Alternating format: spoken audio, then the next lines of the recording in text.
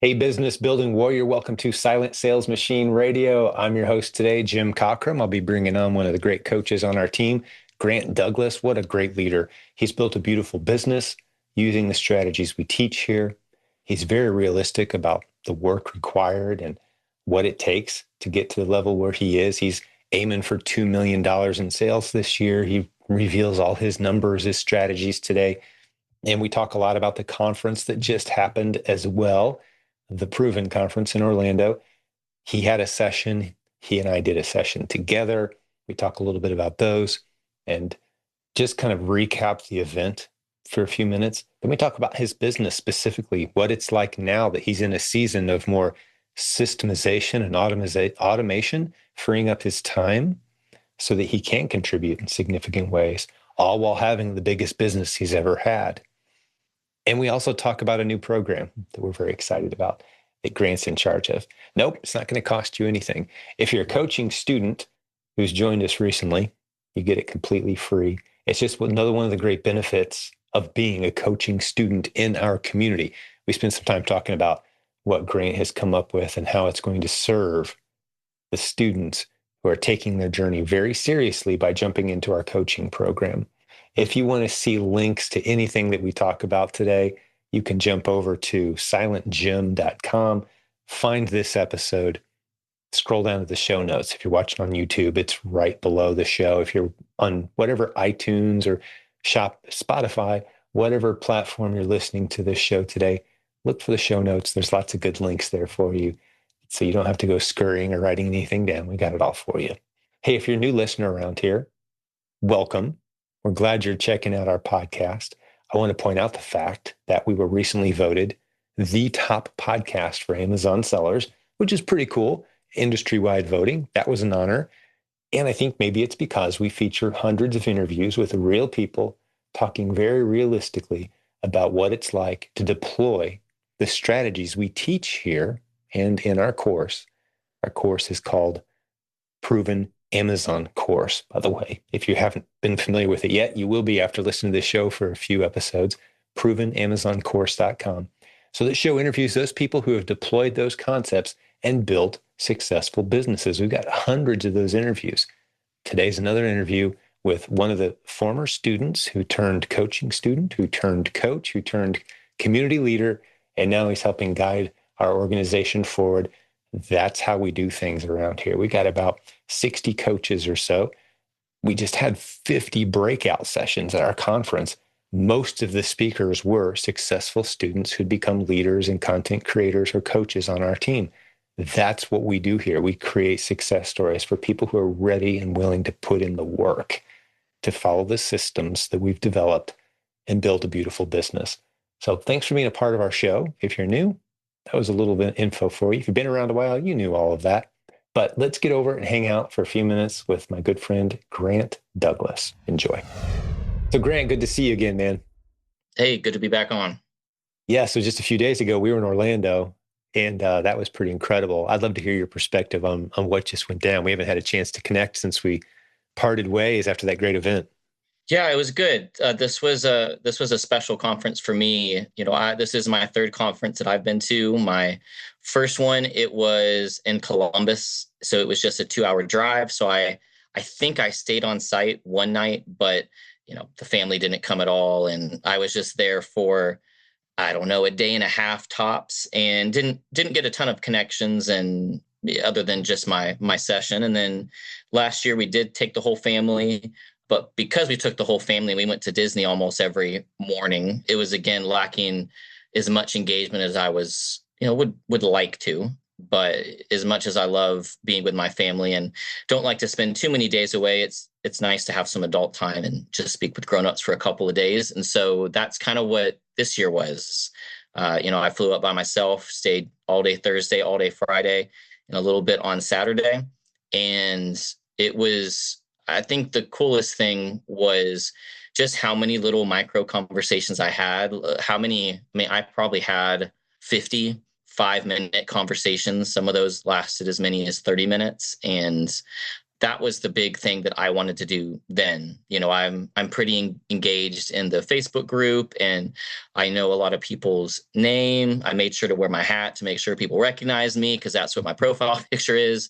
And it was just really good to connect with that. And I know that others get a lot out of the sessions and get a lot out of the main session and inspiration, and it's a really good way to, I guess, motivate you and propel you into, hey, let's hit this business hard these next couple months. For me, it was quite simply just seeing people and getting to connect with people I hadn't seen in a while. Yeah, I didn't realize you'd only been to 3 of these. It feels like you've been around a lot longer than that, but you've matured into a great leader, and you bring so much value to this community, and your story is just such a source of inspiration. I just had thought you'd been around longer than that, man. It's a lot of people to keep track of, but yeah, it was an incredible event. And you and I even had an impromptu session. We had one of the sessions where it was about to get canceled last second because of a speaker challenge. They weren't feeling well, but you and I just stepped in, and I think we had a pretty killer session. What's your recap of that? Maybe just it was your idea. Yeah, we talked right beforehand, I think about an hour and a half beforehand. And it was like, what are the things that people need to hear? And it was a mix of like, I'd hopped in one session, and I really thought that one thing that I hadn't heard, I think it was Chris Beam's session I was in right before that. And someone asked a question about pricing and about ROI. And her response was good, but I was like, man, I think we could do a whole session just on that, of pricing based. So we basically did a session on the above the buy box versus at the buy box, and where should you price something, what ASINs are great for pricing at the buy box, what ASINs are great for pricing above the buy box. And believe it or not, I think that we maybe stopped at like 50. The questions were done at like maybe 58 minutes. And so we filled a whole hour really just talking about that and going really in depth on it. And I think it's so important because, as you say all the time, there's so many ASINs you miss if you don't realize that, hey, FBM is in the buy box. So even though it's not profitable, FBA has been selling for $10 higher for the past year. You can definitely sell above that. It's that plus the buy box is really misunderstood about what it means, what those percentages means. And so, yeah, hours worth of that, but I thought it was really good. And we had some great questions at the end too. We really did. And, I was pleasantly surprised. I had someone come up to me who's been in our community at least a decade and full time, yeah, full time doing the stuff we teach around here, and pays attention, comes to the events. I think he's been to 10 of them. That's what makes me think that he's been around at least a decade, but had no idea some of the insights that we were sharing about the buy box, and some of the overwhelming evidence that's right under your nose that so few people talk about what's going on with the buy box, and how important and unimportant it is at the same time. Yeah, he was blown away. He's like, how have I never heard this? I'm like, I don't know. Where have you been? So I was so glad. So, and everything to the newest of clueless green newbies who now have a greater understanding than, I would say, 95% of the sellers on Amazon, who don't get what's going on with the buy box and what it really means and what it doesn't mean. Now, I'm not going to dive into that. That's one of the sessions from the conference. If people are interested as they're hearing us talk about this subject, maybe we'll make it a podcast episode. But the last time you and I did an episode together, which isn't that long ago, couple months back, maybe, that's what we dove into. And it was a very popular episode. I think we went in a little more depth in our conversations live, taking audience questions too. I always love the way people frame their question. It tells you kind of where they're at in their understanding of pricing. But it doesn't have to be rocket science. I think we really broke it down and simplified it for a lot of people. I agree. It was a great session. Thanks for bringing the idea to me. Yeah. So, yeah, people need to go check out theprovenconference.com, grab the videos. And one of the 50 sessions was us hanging out and having a good time with a great audience, man. I couldn't believe how many people showed up, impromptu, last second schedule change. And, we had, I don't know, 80, 70 people in there. I don't know. I remember. It was a nice group. Yeah. Somewhere between 60 and 80. I'm terrible at estimating these things. But yeah, it was a really good time. Well, what else is on your mind? I know we probably mentioned in the description today that we've got a new role for you. But before we jump into that, I'd like to hear what's on your mind lately in your business, because every time I talk to you, there's new updates, there's new insights, you've grown in some ways, you've changed your team, maybe that sort of thing. So how about just the briefest of recaps, if there's anyone who's never heard our show before, and then let's dive into what you've been working on lately. Yeah, that's what I want to spend a bulk of our time to really kind of give a deep dive of what's going on in my business and also how that can relate to new sellers. And so just to give maybe a 5 minute update of how I got to where I am, because even though we have, I know you'll put the old podcast episodes in the show notes, but it's so many things are different now. And even though when we listen to those old podcasts, you would still get golden nuggets from every single one. However, the further away it gets in time, it's a mix of still a lot of good advice with a couple of things that someone might say that is literally not true anymore. And Mm. so to make up for that, I would say that when I started, I wanted this business to grow fast. This is, I wanted to. I started a little bit after COVID, so my job was kind of mostly stay at home. I wanted to keep something that provided flexibility and me to be around my family as much as I wanted to. I still do a majority of my business, probably all but maybe 10 hours a week at home with my family. And so when I started, it was hey, this is going to work. I'm going to make this work no matter what. And once I saw proof of concept, that was really it. I know that mindset thing is something that the Olsons talk about so much.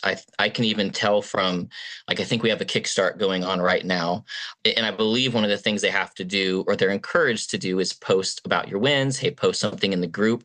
And it's just interesting. I can even tell from the tones of those posts that they're echoing some of that guidance of, you need to decide that this is going to work for you. And so I'm reading a book right now that is actually by someone who's a pro golf coach. And Mm. I can't remember what the name of it is, but it's his book about life, though, and how those people that become experts at golf or experts or whatever, it's actually not necessarily because of their just athletic prowess. Certainly everybody has a starting point and there's a skill set to it, but a lot of it just has to do with hard work and repetitive Yeah. over and over again hard work. Yes. um, the book, it's one of Malcolm Gladwell's book, kind of talks about the same thing, right? Where it takes 10,000 hours to be an expert in anything. And I think both of these statements are true, that number one, being an entrepreneur is not for everybody. There's some people that will give a hard go at this for a year and it's just not for them. I had a student that made good money selling on it for 4 months, and I could tell she was very extroverted. And she basically just said, this is just not for me. I just can't live behind a computer screen like this. Mm. And so she quit. And there's nothing wrong with that. That's sometimes the bravest thing to do. But for a lot of people, and I think in this book I'm reading, it talked about 80 to 90% of people, the reason for their lack of success is just quitting too early, is because it's really hard to learn something new and do something new. And so that's a long way to say, I think that was so important in the beginning. Was I had decided I want this to work, that, hey, this has to work for me. And in the beginning, I would say that one of the biggest things that I did differently than others may do is just the amount of things that I bought and tested. We do encourage, wide, not deep, and or inch deep, mile wide, and test buys of 3 to 5. Like, that's still like completely true. But the amount of new sellers that I see with analysis paralysis that are just so afraid to test and to see what happens, that is probably one of the biggest determining factors of someone's success or not. Like, how willing are you to make small mistakes in the beginning? Hmm. And really, that's the only way to learn about Keepa, to learn about what sells, because it is. I mean, if you and I can talk about it for an hour and we can teach someone that's been around for 10 years several things that are new, that explains how much you learn every single sale you make, and how much you learn every single sale you couldn't make and it didn't sell. It didn't sell at a price you thought, and you can go in and you can figure out why. I know that I'm speaking your language, but I don't know if you had any other follow-up thoughts on just that kind of concept.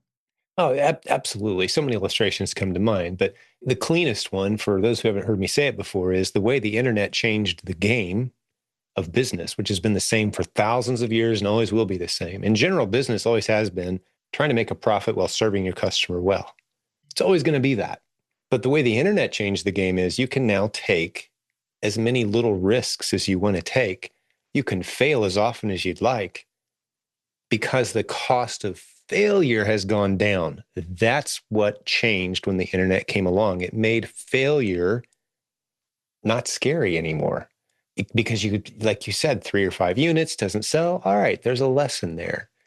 Who was it that said, when you fail, I think it was a Jim Rohn thing. When you fail, you can either focus on the loss or you can focus on the lesson. Well, how much easier is it if the failure is like it cost you $18? Worst Mm-hmm. case scenario, right? Yeah. But yet some people are still frozen. And yeah, it's oftentimes a point of frustration for me. I think getting used to that word failure and embracing it and pursuing it is vital. But I'm not talking failing $1,000 or $2,000 at a time. I'm talking failing $8 here, $22 there. Okay, learned a lesson. Oh, I see what I did wrong. But that gives you the momentum. Yeah, so you are speaking my language. And those little mental blocks that people have when they try to get this business rolling, they have that word failure pop in their head for the first time. And they're remembering back to the fourth grade when they got an F on that spelling test. And that was bad because they failed. Like, no, it's not the same thing. It's a test, it's an experiment. And failing is a lesson every time. So yeah, I love that you've got that perspective and helping people get over that little hump, that little Yeah. thought block. Like, yeah, I want you to, I even say, if you're not failing multiple times per week in e-commerce, you're not doing it right because failure Yeah. doesn't cost you anything anymore. Yeah, absolutely. And so the last thing I'll say about, I guess, my first year is I just had a tool. I found one way to source really well, and mine was a combination of tactical arbitrage and storefront stocking. Mm-hmm. I learned how to storefront stock sellers that were selling my products and my best ASINs. That trick still works here today. And I would say tactical arbitrage does still work. I think for new sellers, one really easy user-friendly tool that does similar things is Nepeto, where what you can do is they now have it where I believe you can see and you can filter by what you are gated in and not gated in. Yeah. And you can start to see, you learn about all these stores you didn't know about. You learn about all of the brands you can sell. And there's nothing wrong with doubling and tripling down, at least early on these brands that you are ungated to sell in. And then as you storefront stock from there or use Keep a Product Finder to search from there to make those brands even more brands, it just opens the door. And I think that the great thing about 2021 when I started was, yeah, supply chain issues were horrible all over the place. So there were tons of opportunity and there were less sellers on the platform. Yeah, sure. Well, it's a positive now is that there's so many really good software tools that I did not have. And Mm-hmm. there was no way I did so much of my best ASINs and probably 95% of my catalog was manually going through on Amazon sourcing and via storefronts or whatever, but Right. nothing was as simplified as it is now. So yeah, there's cons to starting now versus 3 years ago or 4 years ago, but man, something like that, you can absolutely fail over and over and over again. Scale to just what I scaled to, which was I think just short of 400,000 in sales my first year, which was a February through December. And by August, I had cash flow squared away enough to leave my job and to do this full time. It's not typical, but it's still possible for sure. Yeah, absolutely. And while there's some disadvantages to starting now compared to then, I would say there's some advantages too, Grant. One of the things I've observed, from having seen students come through is there's more clarity from Amazon on some of these gray area policies that they just weren't clarifying forever. And now there's clarity. Now we know how to handle a generic ASIN. You don't sell against it, right? Now we know how they define bundles. Don't mess with grocery bundles. So those of us who are playing the game, say 5, 7 years ago, and like, man, I'm going to play in this gray area. I'm going to build my business around this gray area. And then here comes the clarification hammer. Boom. Sorry. Retroactively applied to all your past decisions. Here's a consequence, right? Because we finally clarified a policy. The new sellers coming in, we can cleanly say, the lines on the road, the lanes have just never been painted in brighter yellow. Like, here's the lanes, guys, stay on the road. So these Yeah. new people coming in, like, they're never going to make those mistakes. They don't have to have the same angst and concern about the gray areas. There's still gray areas, but nowhere near as many as there used to be. That's just one example, where, that's why we said, I've been saying it for 24 years. There's two great times to start: a few years ago or today. That's never going to change. But you mentioned Nepedo. Loving those guys all the way from Israel at our conference. They did such a great job. We'll stick a link to their stuff in the show notes today. But yeah, truly cutting edge sourcing stuff that it's one of my favorite ways to use Nepedo. I feel like I can sit down anytime and find a good handful of viable test worthy ASINs using Keepa, maybe some Nepedo. And you mentioned storefront stalking too. I want to make a quick comment on that, a quick tip for folks. But Nepedo, I think our link to that is silentjim.com/OA leads. But one of my favorite ways is to go on a site. They've scraped tons of them, such as Ace Hardware or whatever. You go into the sprinkler section or the lawn section or whatever, and you just grab that URL, copy paste that URL right into Nepedo, and it starts scraping the catalog. And like you said, it shows you what you're ungated in, what you're gated in, and where the potential winners are. You can kind of reference the Keepa charts right there. It makes a lot of the research time easier because it identifies the low-hanging fruit so fast.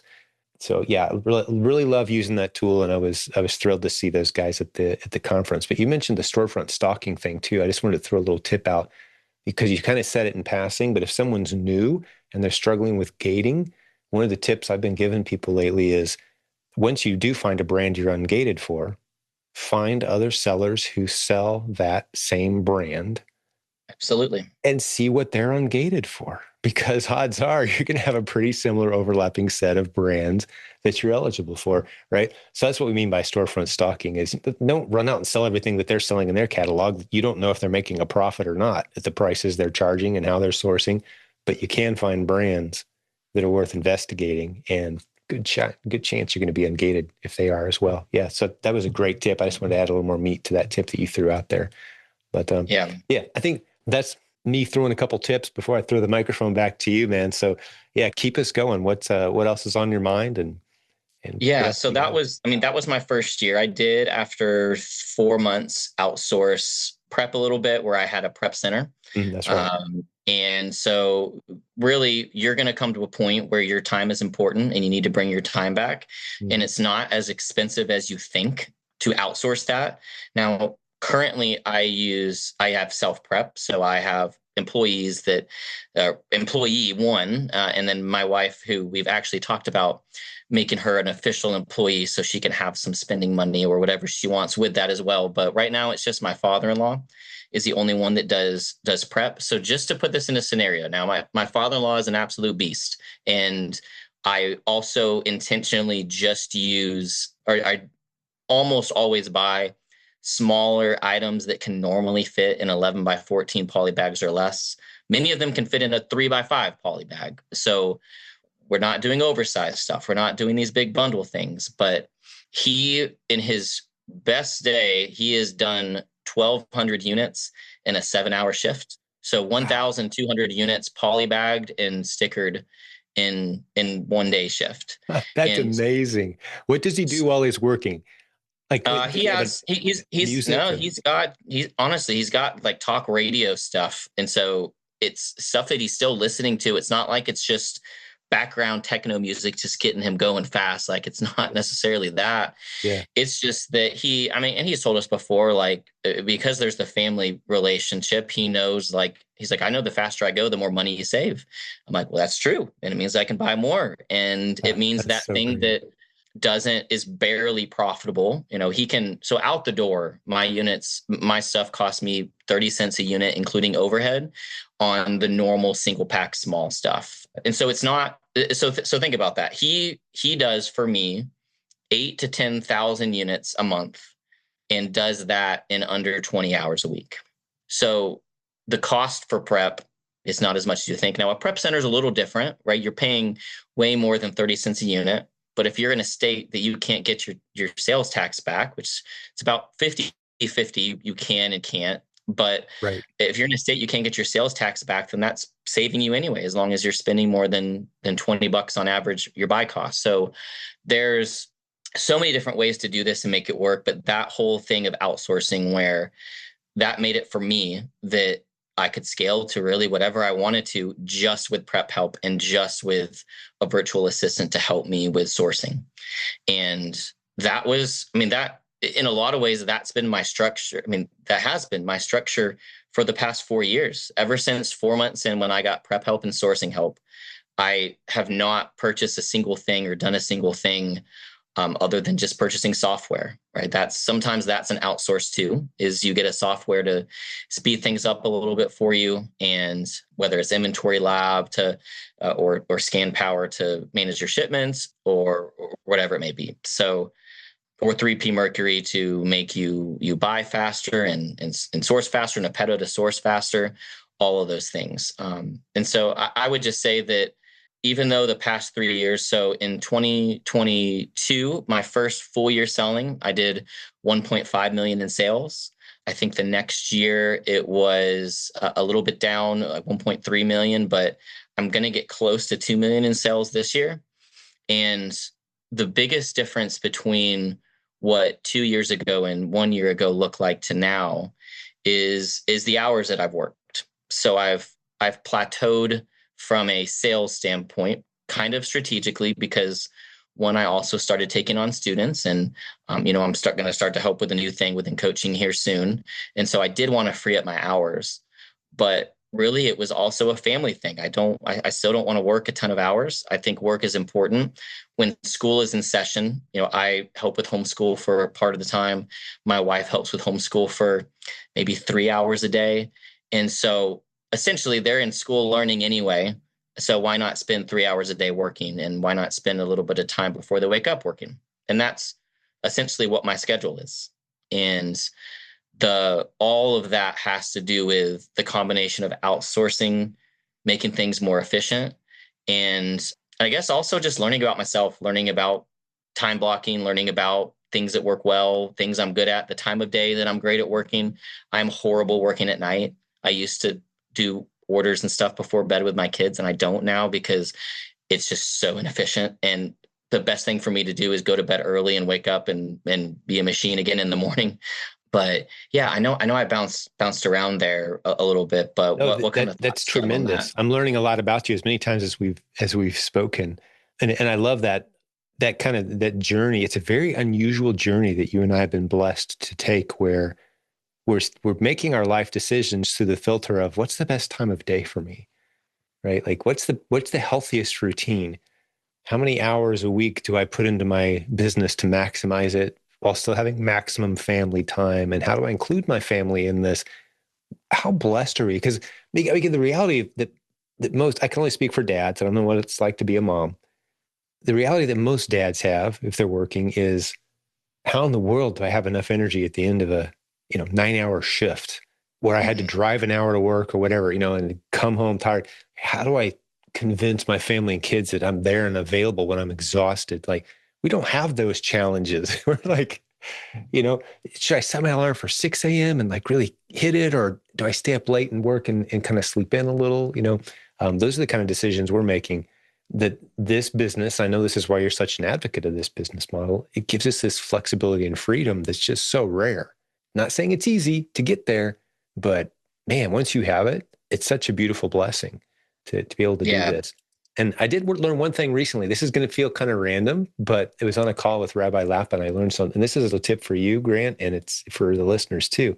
Most people are going to benefit tremendously by getting up earlier, especially if you're kind of I kind of sleep in, get up when I feel like it kind of person. Like getting up a little earlier than you're comfortable, being disciplined about that, going to bed a little earlier than you'd like. There's thousands of years of wisdom has gone into like you're way better off of that than staying up late sleeping in. Yeah. To the point where I found this was kind of cool, that there's a tradition among Jewish and Hebrew doctors where they would ask you two questions to assess your mental, emotional, physiological health. Two simple questions. Have you heard this before about what time you get up? No, I don't think so. Okay, so you'll like this.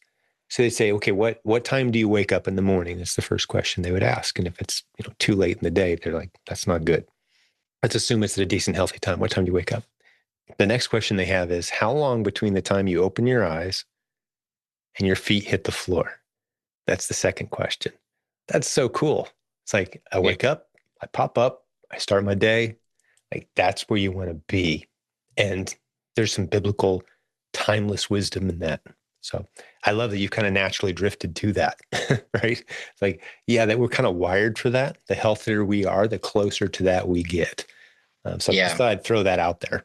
Yeah, and I had a good conversation at conference with a few people, and one thing that I didn't realize until I was talking to a mother who still had a job, and really this is one thing that I think that is harder for women as opposed to men would be that early on when I had to put my pedal on the gas a little bit more, when there was a really big sale, when there was something, I knew I had my wife in my corner where she could Mhm. just watch the kids. And I know that when Right. we explain these things now of the flexibility we get, getting to choose our schedule and all that, it's, I even sometimes forget just how much I grinded early on with, especially while I had a full time job, having to do this business 20 to 30 hours a week on top of it.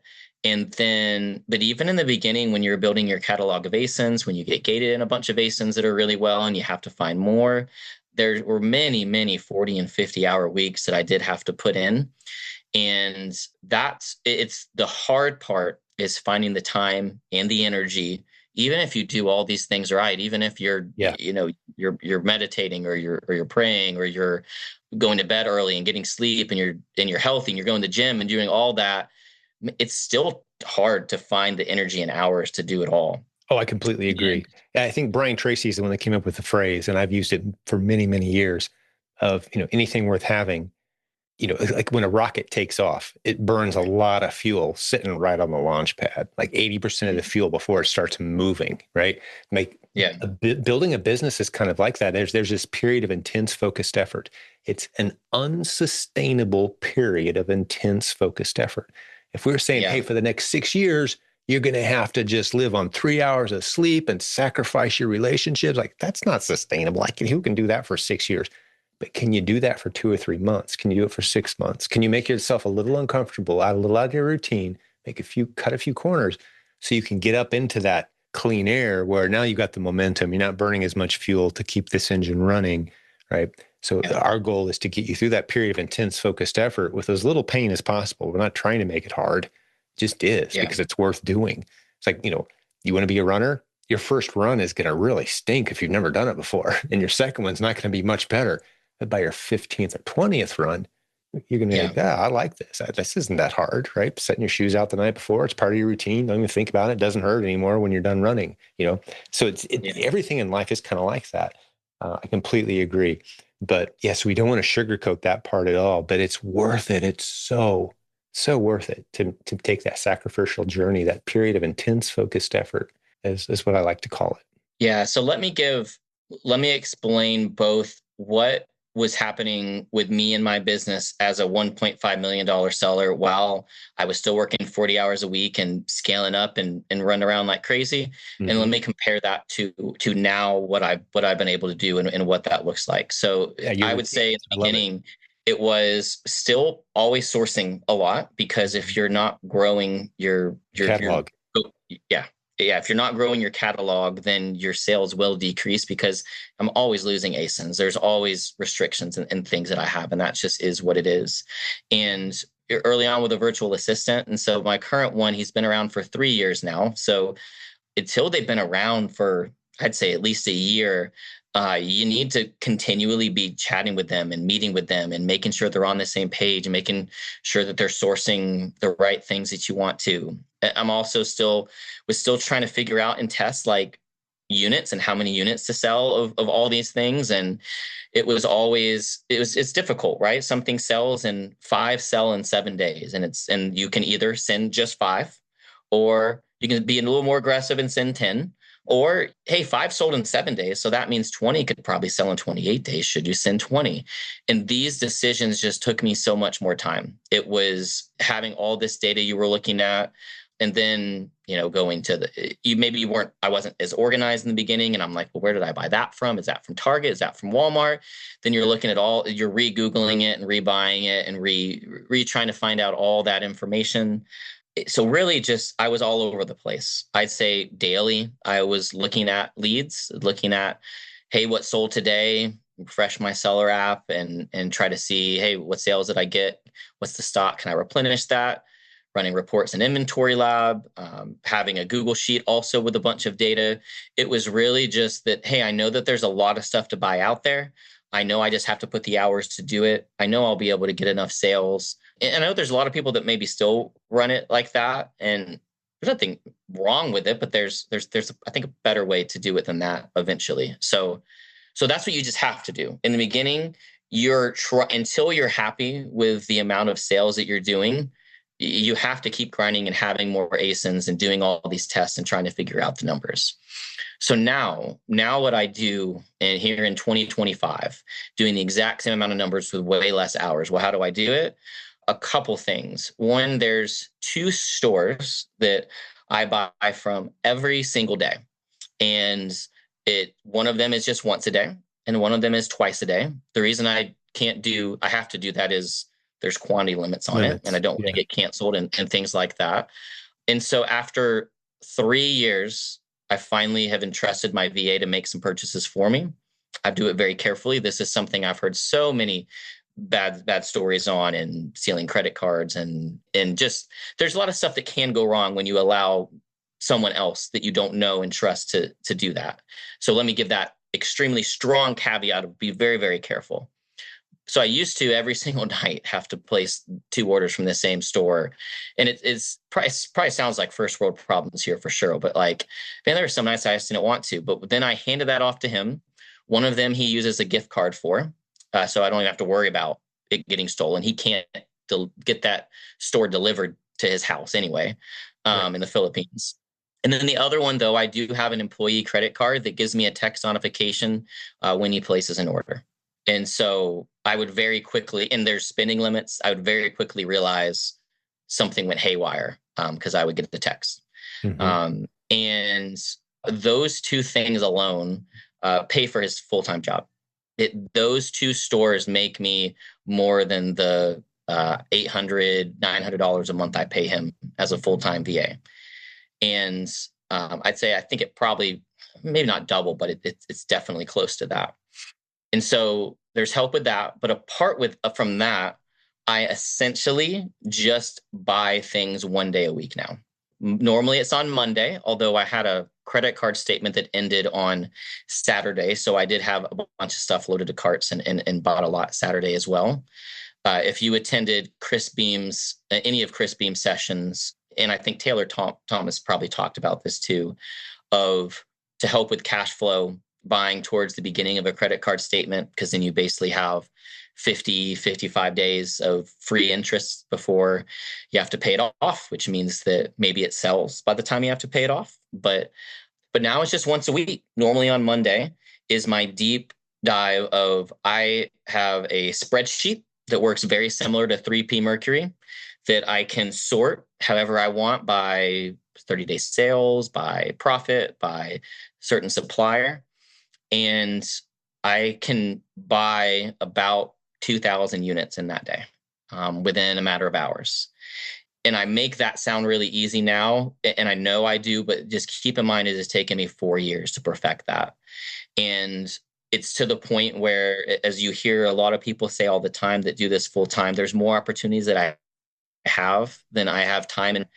And it was only once I got to that point that this was even possible, because there's some stuff I could have bought Saturday and could have bought Thursday and could have bought Tuesday.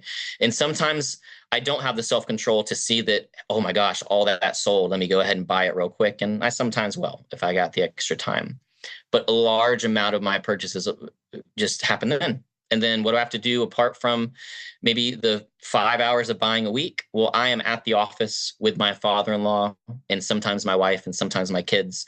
And we're boxing up all his hard work that he does into 5 equal boxes to save on shipping, to get some optimized shipping. And it's also my quality control check just, which I know someone else could do, but I still like having my hand on it a little bit to make sure that everything's prepped right and labeled right, and off and away. So yeah, I know it's so hard for people that are doing 10,000 a month in sales, that are doing 500 units and working 40 hours a week and not understanding how in the world I can do what I'm explaining right now. But once you have built out a pipeline of leads and ASINs from Nepeto, from Keep a Product Finder, like Kang and the Olsons are showing on these webinars that they're doing, and so if you don't know what that is, search the word webinar in our free Facebook group, and I think that some of Kang's posts will show up. Yeah, good tip. Once you have over 10,000 leads sitting on a spreadsheet or in 3P Mercury, you absolutely can do that. Do you have to not be afraid to spend a lot of money? And which I spend in a given month more what used to be my yearly salary. And Right. it's uncomfortable in the beginning, but that's what this business is. And we have to get comfortable doing that if we want to do this full time. But it's absolutely possible with the tools, not just the tools, but the resources and people in this community that I know are doing the same thing that I'm doing. I know Kane outsourced most of his business at his peak of replens, and I know that Jimmy Smith has, I think, almost all his business outsourced, and so there's tons of leaders in our community that have done this and are actively doing this, and so it's not just it's not like we build a business and then we just stop doing it and we start coaching instead. There's some people that do that, I'm sure. But for me, this is like, no, let me just get my business really, really outsourced. And then now that allows me some time to do things I love more, which is talking with people and helping people.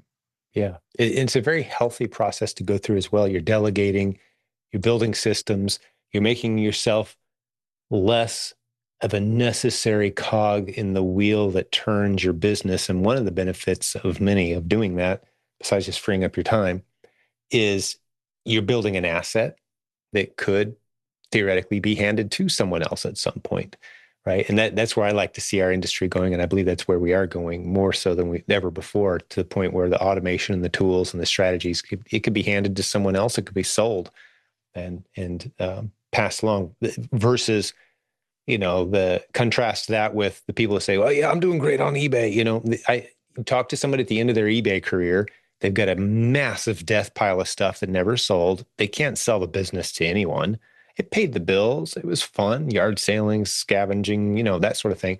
But that's why we like to see people transition into more of what you just described. With eBay, you can't build a system where you just step back and the thing runs itself. With Amazon, you can, because you're selling boring, everyday replens, right? Filling the underserved shelf space. You're building your catalog of ASINs. And yeah, there's always going to be some dying off. But like you said, you're always adding more in. It doesn't have to be you that does that even. And Kang was a great example that you used to, $3 million business with one warehouse worker and one VA running 3P Mercury software. And he basically fed the money.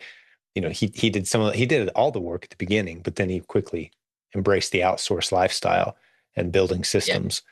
So yeah, that's And let me very give, possible. and I do want to give some real numbers. I know sometimes I come on here and I kind of talk the talk, and maybe it's still not fully understood what everything looks like. But so like early on, perfectly capable of doing 15% margins, maybe 20% if you find some really niche category of things of, talking, hey, if you did 10,000 a month in sales, you might be able to take 2,000 to the bank, which is possible. As you grow, though, those numbers go down. So I still try to hit 10% margins. And I was naive and I thought that I could keep the 15 to 20% going. But the things that, I pay for that maybe a smaller seller wouldn't pay for, I pay about $1,300 for this office space that is my warehouse space that I have, pay $2,500 a month in prep for my employee that helps out. I just looked and my storage fees hit a couple of days ago. And so it's about $600 a month in storage fees at Amazon. Now that's a very small amount compared to the big picture of it. And that might scare some people, but that takes away from those margins, and I probably spend about $1,000 a month on poly bags and boxes and all those prep supplies and things like that too. So So the reason why it is just quite simply hard to keep those same numbers the same is I think everything I said adds up to over $5,000 just off the top line or off the net profit. But the amazing thing is I could essentially double my business in this exact office space that I'm in. And I guess it would do is just double my prep fees, right? And that's it. It would just mean that every single thing I sell, I pay 30 cents a unit in costs on top of that.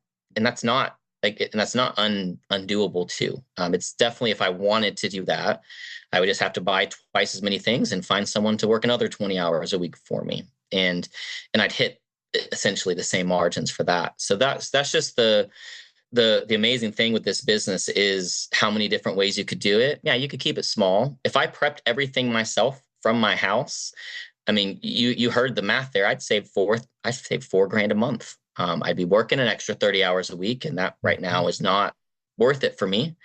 But for some people it is, and that's great. You can do that. But I think it's important to remember, why did we do this business? And the reason I did this business was so that I could spend more time with my family, so I could have flexible time. And I'm even just now getting to the point where, as my kids get older too, my youngest is 4, I do get adequate sleep. And that's important. That's not something that if you own a restaurant franchise, it's not a guarantee, because you're on call. If anything goes wrong, anyone needs you. I have time in the day to go to the gym as much as I want to. That until probably the past 6 months was not the case, where I can stay more physically healthy. We have extra money now, where we changed our meal prep plan from, we did like the Every Plate, which is like a HelloFresh thing, and now we do a more organic one, because all of that compounds on itself when we get to live this lifestyle of being a little bit healthier and doing these things. And so that's why we do what we do, and we don't forget that. And there's opportunities I have and I could do that I just haven't taken advantage of, but it's because it takes my time and money, and that's just not where I am right now. So Yeah. Yeah. I love that the income stream you've chosen to add on is coaching and helping others make a similar journey. There's so many doors that open up to you once you have this momentum, the relationships, the brands, the other strategies, the diversification. Walmart, as you're freeing up your time and deciding, do I want to give this to non-business things, or do I want to give more of it to business things? What business things do I want to include as you free up your time? That's the beauty of building systems and removing yourself from the day-to-day operations. You get options. And I love you said you're choosing to get healthier. Like that. That was so exciting to me. I remember it's been 20 years ago for me when I realized, man, I'm in charge of my schedule now. What am I going to do with that? You know what? I'm going to be intentional. I'm going to stay in shape. I'm going to eat a little healthier. I'm going to be more intentional about spending some time with my kids because I can. What a luxury that we have. It's such a blessing to be able to do this. But you spelled out the details very well, Grant, as you always do. And I've got another call we have to get to here. I have to get to before long. So I want to make sure one of the more important things we wanted to spend some time, and you alluded to it a little earlier, was this new role that you're stepping into around here, serving our coaching students with a unique new benefit that comes with the package, including, any of the older students who want to take advantage of this as well. It's something we're going to be doing around here with you kind of at the helm. Why don't you talk me through what you have in mind? And you've been doing it with your own coaching students for a while to success. So we thought, hey, let's roll this out to our other coaching students. So what's this new benefit that we're adding on?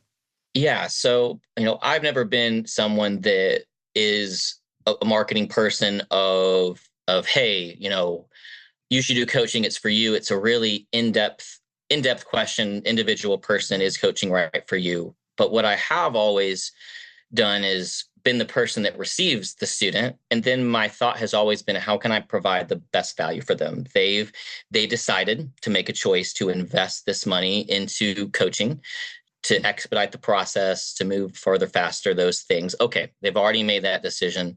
What can I do to help them more? And what I quickly realized was that I was answering many of the same questions over and over again to my students. Anytime I had my session one, I was touching on the same things. Someone would send me an email about a notification they got with Amazon. Very quickly, I got another email with the same thing. And the thought was, I think there's a better way maybe to do this that saves my time and it makes it more efficient for the students' time. Maybe I can proactively share some things with students so that they don't have to wait for my response to deal with some issue that they're dealing with that is actually very, very common. And so what I ended up doing was I created a private group for just my coaching students that has about 80 people in there now. There's, I think, maybe 50 pretty strong active ones still that are engaged.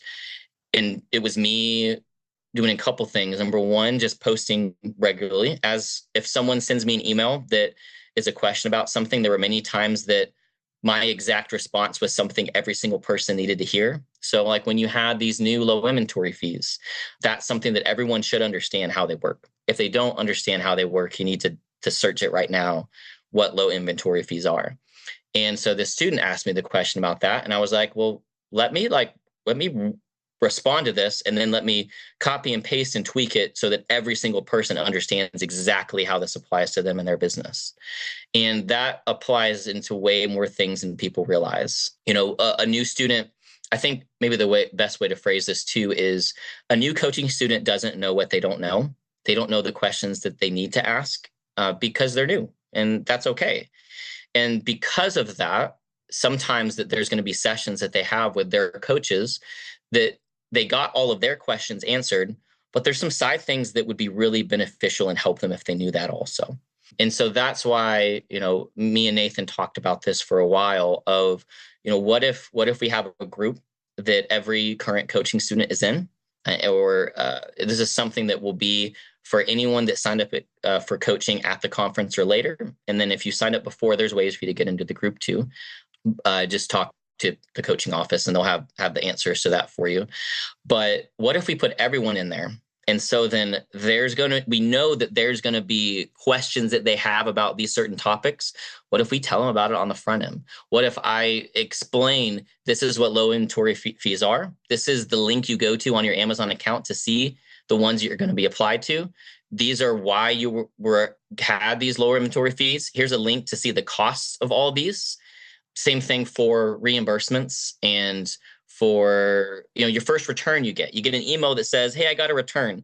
Well, what's that coaching student going to do? They're going to email their coach, say, what the heck just happened? I lost my money. What is this? Well, what if we just have a resource that is ready to go of like, you got your first return, go right here. This is where you view your return. This is where you can view what Amazon has done with this. This is how many days you have to wait until you get your money back. I could obviously give dozens more examples and talk forever about this as I guess I'm getting excited about this. But this is just something I feel like that is much needed. It is not, well, I wouldn't say that. It's both adding something that we didn't have before. And it's mostly, I think, just enhancing something that we already had before, right? So now what new coaching students will get is one, you still get it's on top of everything we did before. You still get your proactive coach. You still get your second coach, your reactive coach. You still get Legends with Jimmy. You still get many other things with that. I know sometimes it's evolving, so maybe I shouldn't even go on beyond that, but you definitely get those.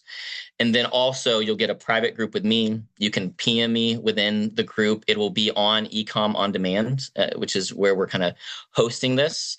And you'll be able to see in a group with all the other coaching students and see some of their responses to some of these things. And I really hope what this does is, again, just add more value to someone that signed up and decided, hey, I want this help. I want to go further faster. Hopefully this makes you go even farther and do it even faster.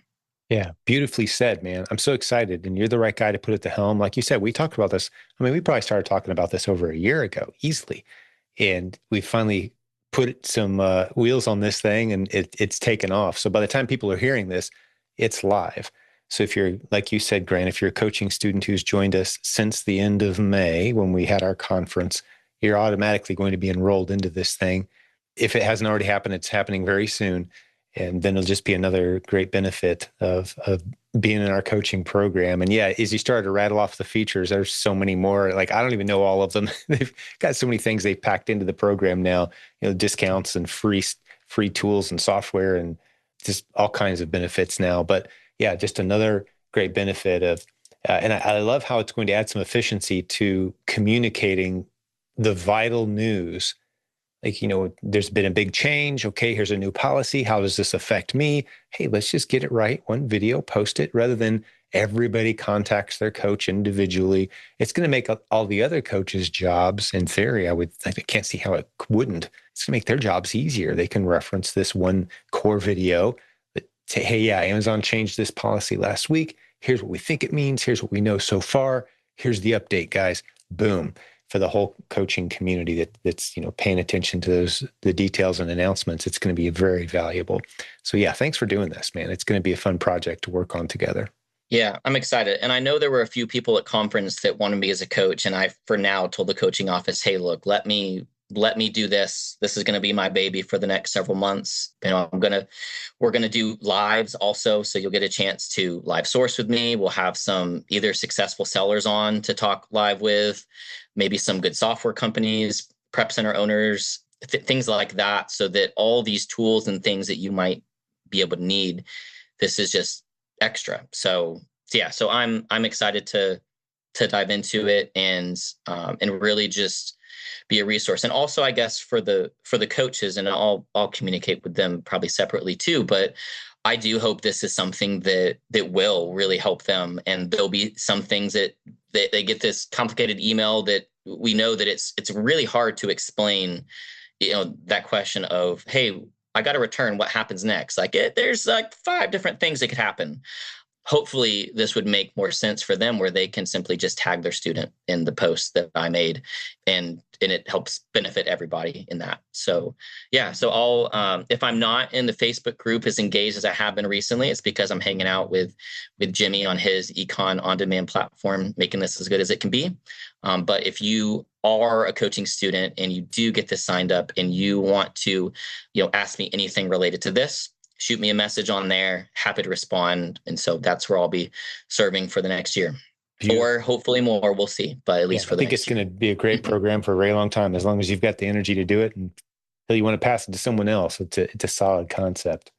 Well, hey, it's been great hanging out with you, Grant. I'm sure there's a whole lot more we could talk about, but I do have another call coming at me pretty quick, so I will have to wrap this one up. But it's been tremendous serving this community with you so far. Lots of big plans coming at us, and it's been great getting updated today. Was there anything else on your mind that you wanted to be sure to cover before we start to wind this one down? No, I don't think so. I think that was about it. Just it's the triad of you deserve it to yourself to work hard at this and try to make this work. Also with recognizing this isn't for everyone. And so sometimes the smartest decision to do is quit if it's not for you. But knowing that the successful people that are around here and the opportunity for you to succeed, you have everything you need here. There's so many opportunities and people that are willing to connect and talk with you, that don't let your lack of effort be the reason why this doesn't work for you. Maybe that's a good way to put it. Don't let your lack of effort or your lack of being willing to reach out for help be the reason this doesn't work. Do everything you can to make it work. And if you do, it'll be so worth it on the other side of it. I completely agree. Yeah, we've got something pretty special here. And just coming off the conference was an exhausting but exhilarating boost, as it is every year, to see, everything from the green newbies who are saying to themselves, I think I could do this, to the seasoned veterans who've been doing it a long time, all hanging out, encouraging, inspiring each other. Yeah, it's a special community, and again, just an honor to work with you, Grant. So for the listeners' sake, if you're wondering what's all these coaching benefits Grant's talking about, how do I find out more about that? There's links at silentjimdotcom or in the show notes today. Go check that out. We'll have links to everything we referenced right tucked in there for you. Nice and convenient.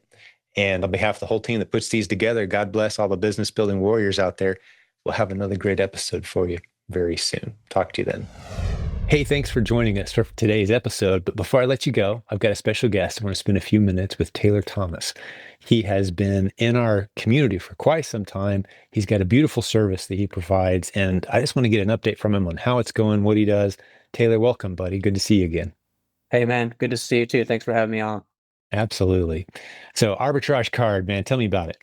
So the arbitrage card, we sell discounted gift cards, which give arbitrage sellers an instant guarantee way to increase their profit margins. So if you think, concrete example, someone who's buying products from Nike to resell, you just use your credit card and get some, cash back 2% or something like that. But with arbitrage card, you can buy discounted gift cards and use those to purchase those products. So let's say you buy a $100 gift card, but you buy it at 7% off and only pay $93. Now you have instantly increased your profit margin by 7%, which can really add up over time. And you've been doing this for 5 years, right? Did I get that right? And Yep. you and I started working together pretty heavily when you started taking this thing pretty seriously a couple, 2.5 years or so ago. Tell me about that Mhm. journey. Just talk me through it for a moment. Yeah, so like you said, I mean, I started selling gift cards 5 years ago in April of 2020. And in 2022, I decided to start working on an actual website and have, a brand and a place where people can actually go and buy gift cards from us online. And, I mean, I've been surrounded by people that do arbitrage and sell on Amazon for a long time. So I was like, well, why don't I just gear this towards arbitrage sellers and call it arbitrage card? And I remember I started talking to you about it and you really liked the idea and, encouraged me to put together some kind of free resource ebook or a guide, so we went ahead and did that. And that was even before we launched the website. So that was really awesome. So, I mean, you've definitely helped a lot along the way to help us get started. But yeah, so we did that and then launched the website at the end of 2022. So now we've had it for about 2.5 years and we're just continuing to grow and expand and help more people as time goes on. Well, put point of reference, I'm not sure what numbers you're at liberty to share, but any given day, how many customers are you serving? How many cards are you selling? You guys have grown to be one of the leading, if not the Mhm. leader in this arena. You're our favorite provider in this space for sure. You were at a conference recently, and you had a lot of people talking about you, buddy, because you've really grown and you're doing a really great job of providing a very valuable service. But put it in context for us. Yeah. Like how big is this thing for you? So last time I checked, which was fairly recently, I mean, we have around like 2,500 active customers. And I mean, there's a wide range in terms of the volume that each, customer does. So you might have Sure. people who are doing a couple $100 a month of gift card volume that they're buying, but then you've got people who are doing, low to mid six figures a month. So you got people who are buying, you know, $300,000 of gift cards, just one person each month, and that are, obviously those people are killing it with RA and OA. So it's it varies, but we've got people who are just starting out, people who've been doing it for a long time as well, and lots of different brands too. So we have around 100 brands that we currently offer, even though we try to keep it focused on brands or stores that people use for arbitrage. So we're not selling like McDonald's gift cards or anything like that right now. But yeah, that's just some of the a little bit of the scope of what we're doing. No, I know we put together a special offer that's still out there. Before we hit the record button, I ran it Hmm. past you. silentjimdotcom/gift cards. That's a Hmm. free book that talks about how to use gift cards and some of the options that are out there. But for those who want to check out your services, what's the website? What can they expect? And I want to spend a couple minutes as well on the new tool that you've created. You demoed that at a Yeah. conference and it was very impressive. Hmm. So hit me with those two. What's the website?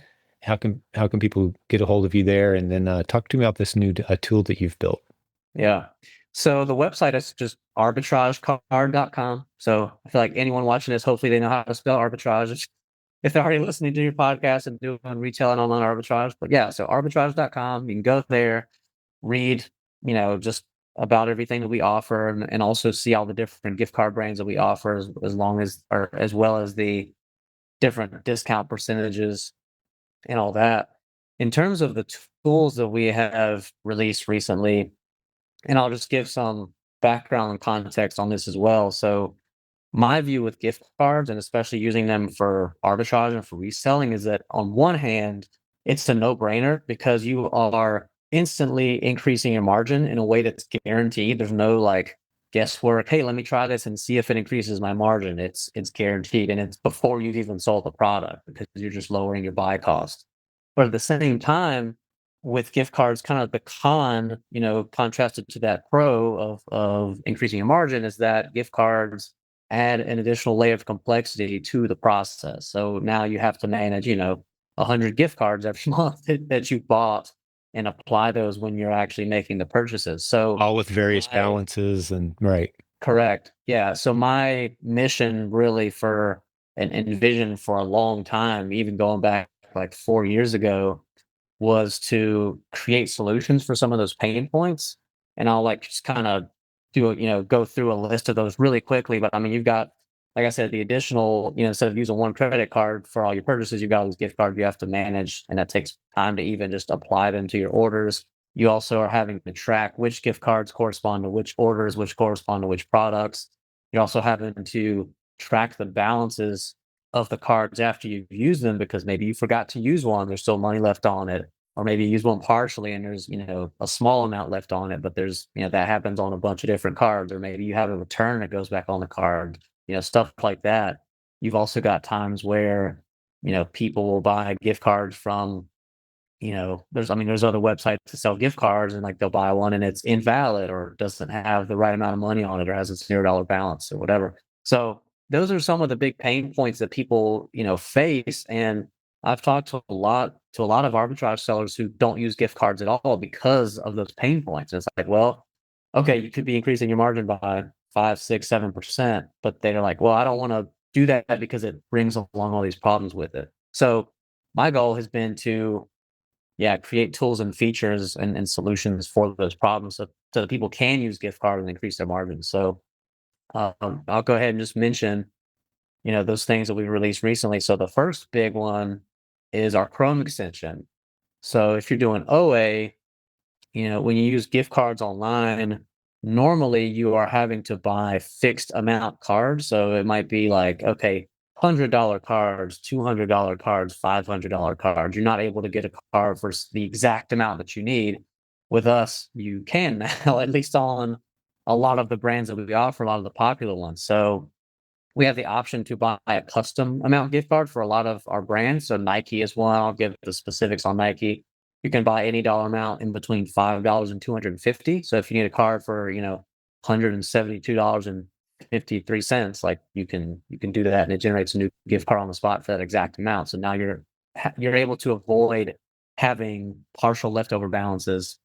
So you can do that, and within the Chrome extension, you're even able to type in the total amount of your order on Nike or whatever website it is, and it's going to generate multiple gift cards, and the last gift card it generates is going to be whatever that random odd remaining amount is. So that helps with that, avoiding the leftover balances. And then it also just generates the gift cards for you in this sidebar, which is the extension, so that you don't have to go back and forth between like a spreadsheet with gift cards in the checkout fields or a different tab with our website to copy and paste the codes. It's just there. So it just makes the purchase of, purchasing the gift card, or the process of purchasing the gift cards and also applying them just so much easier. So that's the main big one. And obviously we've got these other ones too.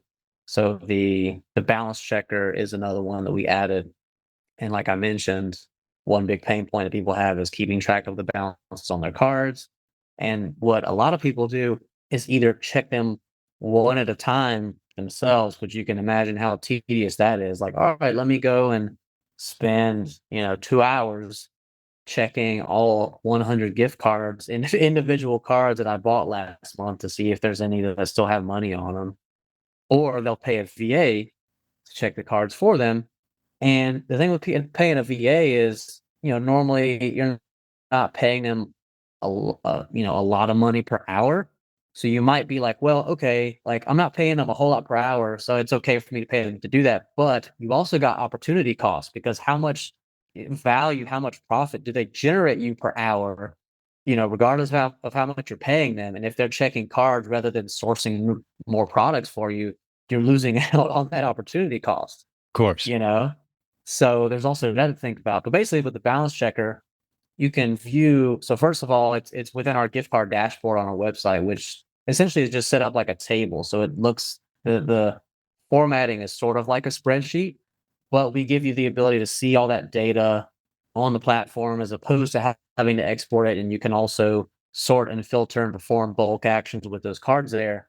So the balance checker's there, but basically you can just bulk select a bunch of cards, click check balance, and it's going through and using automation is checking the balances of all those cards simultaneously. And then a few minutes later, I mean, it doesn't do it immediately. It's not, it doesn't finish the process instantly, but you can start it, go do something else, work on a different task, and then come back a few minutes later, 5 to 7 minutes later, and it's checked all those cards. That's so So cool.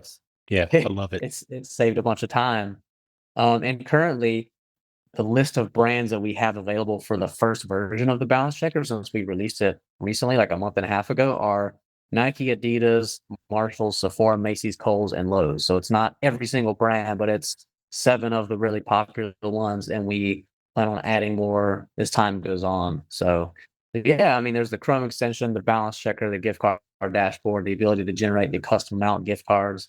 All those things together, are just part of the original vision of making the whole process more streamlined, more simplified, and just a lot easier, so that people say, oh, okay, well, like, yeah, I'll increase my margin by 5%. Now I'm not having to deal with all these issues and pain points and tedious things that come along with gift cards, and so it opens that door up for a lot of people.